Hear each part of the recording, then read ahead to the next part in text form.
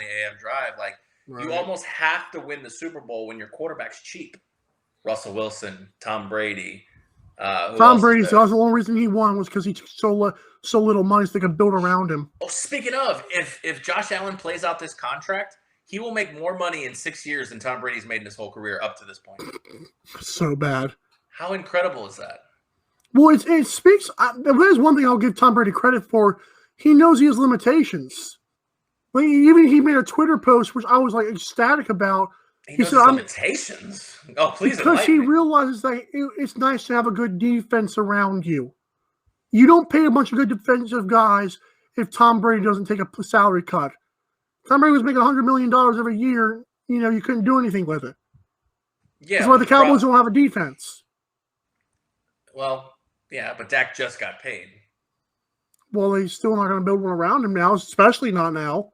Well, they drafted, 8? Their first 8 picks were all defense. But I think Brady, it's a credit to him wanting to win more than he cares about pockets. I get it, his wife, wonderful. But I don't know how much I wouldn't sit there and That's the question. If Tom Brady wasn't married to Gisele Bündchen, would he have gone for the big contracts? He would have married another celebrity. They all marry celebrities. It doesn't matter. Peyton Manning's not married to a celebrity. Peyton Manning's not married at all, I don't think, is he? Yeah, I don't know if he's still married now, but I remember he was married back in the day. On the field, Aaron. On the field. Well, this is relevant. I think if Tom Brady wasn't married to a celebrity, because he was married to an actress before Gisele Bündchen.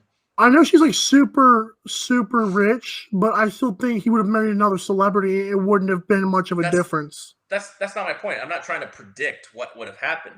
I'm trying to say, if he married your mom, if he married if he married your mom, we wouldn't be having this conversation. Or my sister, yeah. Sister. Oh yeah, she looks just like me. It was just not good. Let me shut up. I'm going to leave her alone. She's like 35. It's not her fault. It's not her fault. At first, she's a pretty version of me, but that's on the field here. On the field, Mike. On the field. Anyways, my point is if Tom Brady married a Joe Schmo, well, would he have gone? You marry a crackhead if he married my sister or your sister, God, your wife. The point, dude. You're missing the point. If Tom Brady married my next door neighbor's wife, let's just say some rent. You're getting off the topic. Go ahead. Go ahead. If Tom Brady married your mom, he would have gone for the bigger contracts. I don't believe that. Well, also, if Tom Brady played in this era, he could make $43 million. He played in an era where the salary cap was probably 120, 130. Now, I will say this, though. If he was born in this era, too, or if he was around this era, he would have taken more money because all these guys care about is money. I mean, I'm not saying they don't care about winning, but there's a lot more advocates for safety and stuff like that. So I think he would have taken more money anyways today. Good morning, Aaron. I know. I need more coffee. So I guess the question is there any quarterback in today's NFL, like I would say between the ages of 21 and 32 years old, that operates with the mindset of Tom Brady, takes less money to help the team win? Nobody out there has really restructured their deals like that. No one comes to mind. I can't think of anybody. I don't know why they don't, though. Like, because quarterbacks are going to make so much in endorsements. Like, why take and this whole narrative of, I hate when analysts say, well, get paid. No. You guys are the same ones that want them to win. And now you want them paid. No, but I'm just like, you can't have both of them. You can't have a super rich contract and then congratulate them for getting paid. You can't win and do that. I don't know. I don't like when they create a double narrative. That's weird. It's not a double narrative. But they should do it. They should restructure contracts more often. If they want to, absolutely. I'm sure the teams. They want to. I'm sure the teams probably approach them. Right. I don't know why more quarterbacks don't do it. Like, I mean, isn't it hurt you to take $10 million less when you're making that much money? Like, how big of a house do you want or need? You know what? Actually, I think that the quarterback that's here and now within those age ranges that we just mentioned, I think the quarterback that would do it is Pat Mahomes. I think he did do that, actually. I don't know if he restructured it, but I think like it was like super duper team friendly for what it was worth. Mm-hmm. But then again, you see they keep on building stuff around him. But now they might be able to pay Clyde Edwards-Helaire. And plus, it sets an example for the team. Because there was a few guys on the Buccaneers this offseason that took lesser money when they could have been paid. Why? They want to because they wanted to win. Because they loved winning. So many guys think you can win and get paid, and that's just not the case. Well, but Tom Brady, you can, Tom Brady but not everybody. Taught them that. Yeah, you can all get paid, or you can get paid, but not everybody can get paid. He must have a good financial advisor. I'll be honest. Because like I don't think he just say, "Oh, I have a rich wife, I'm fine." I think like he literally has people that are telling him how to help manage his money. I think they all do, but he must have a pretty good one to keep taking pay cuts. I mean, the thing is, it's not really hard. I mean, you take one, like Rob Gronkowski. The dude lives off his endorsement money. Yeah, could a dime of his NFL money. Belongs in the cave, but yeah. I'm not the Gronkowski.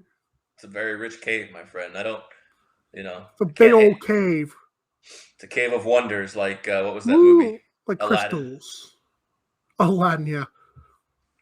So, if you had to predict the next contracts for Lamar and Baker Mayfield per year, what do you say? What's here? So Mahomes is at 50 and Allen's at 43. Good morning, Aaron. Mahomes at 45, but yeah. Oh, okay. Dak is at like 40 something. No, I think Dak's like 34, 35 million. Oh wow, he took a deal, didn't he?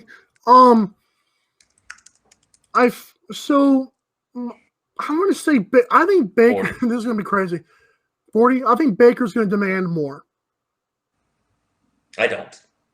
You think Lamar's going to demand more? I think Lamar's going to demand more because he doesn't have an agent. It's his mom and him negotiating his deal. That's the biggest play in this whole equation. Because I think like they wanted to get the deal done this offseason, but they couldn't do it because of his mom. I mean, more power to him. Obviously, he trusts his mother with that, and that's up to him. But how much are you willing to pay this guy? Like, Aaron, would you pay him $50 million or would you just move, or would you get somebody else? Well, that's the problem. I think teams are handcuffed. If you decide to move on from Lamar Jackson, you either have to hit, and more often than not, with Lamar Jackson as your quarterback, you're going to be in the playoffs, or you're going to have at least, at worst, the 16th or 17th pick. Right. At worst, that's the pick you're going to have. Or at best, I guess. I'm sorry. At best, that's the pick you're going to have. So you're going to have anything between 16 and 32 with Lamar Jackson. So if you move on from him, now you've got to look at next year's class of quarterbacks, which you go with, like, what's his name? Sam Howell out of UNC. I don't trust that yet. I think in 2 years, I think the quarterback class is better, but why wait? Are you going to piss off your fan base for that long? Do you franchise tag Lamar Jackson and risk pissing him off? And then that's the best thing I would do. But what's the franchise tag going to be? I mean, now you have Dak, Allen, and Mahomes at 45, 43, and 40. Aaron Rodgers, I think, is 37, 38. So the average is going to be about 42. And in the grand scheme of things, what's $8 more in that, in that? Yeah, and my thing is, like, I feel like there comes a time like these teams, like, I lost my train of thought here, but it's like the money they're giving these guys, it's like eventually comes a time where like you kind of got to stop it. You said they are kind of handcuffed, but tell the fans to suck it up, dude. Like, why do you tell the fans demanding? Well, that's the question though. How do you tell the fans, hey, look, we just got to the divisional round of the playoffs, or we just got to the AFC Championship game with Lamar Jackson. We need you guys to hold, please, while we rebuild. Right. So I was going to say the franchise tag thing is crazy to me because if Lamar Jackson is smart, and he's not going to do this, but he would be okay with that because he realizes no one else is going to give him this kind of money. I'm in Greg Roman's system that made Colin Kaepernick look like the second coming of Mike Vick. Like, people don't understand if Lamar Jackson knows his limitations, because there are some passing the football, obviously. But, at what point do you tell yourself, okay, well, I'm in the best situation here. I'm going to eat it. I'm going to take the franchise tag and get a bunch of money But I'm going to let this team build. I'm going to let this team build around me. Well, that's another gamble too between Lamar and the team is if the team say they miss the playoffs and say that Lamar still has a decent season. Lamar probably can't command $50 million, but shoot for the moon, land amongst the stars kind of thing. So land on Jupiter. Do you let Lamar walk, risking that he ends up signing a deal for like 32, 35 million that he would have signed with you, but now he's pissed off at you? I'd be okay with that because like I said, I do realize that Greg Roman has completely made him the best he can be. Because watching him in college, this is the quarterback that needed to be in the NFL. Not anything, not pocket passer, not just a runner. What they're doing in Baltimore is what he needed. So Lamar Jackson would be asking for a retirement note or a pink slip if he just left. I think Ravens would be fine.